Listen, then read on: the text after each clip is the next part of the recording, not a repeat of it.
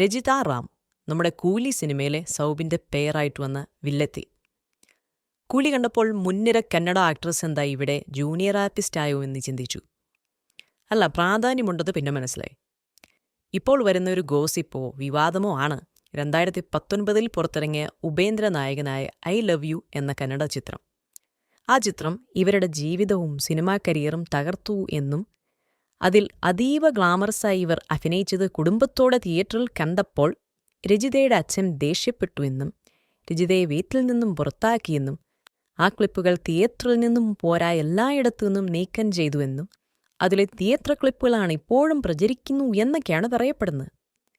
ശേഷം ഉപേന്ദ്രയോട് ഒരിക്കലും നടി സഹകരിച്ചിട്ടില്ല എന്നും. കൃത്യമായ കാര്യമാണോ എന്നറിയില്ല, എങ്കിലും കൂരിയിലൊന്നിച്ച് സീൻസ് ഇല്ല. പണിയത്ര ആക്റ്റീവ് അല്ലെങ്കിലും കരിയറിൽ വലിയ താഴ്ചയൊന്നും വന്നിട്ടുമില്ല. ബി ബോസിൻ്റെയും മറ്റും സ്ഥിരം നായികയുമാണ് ഇവർ.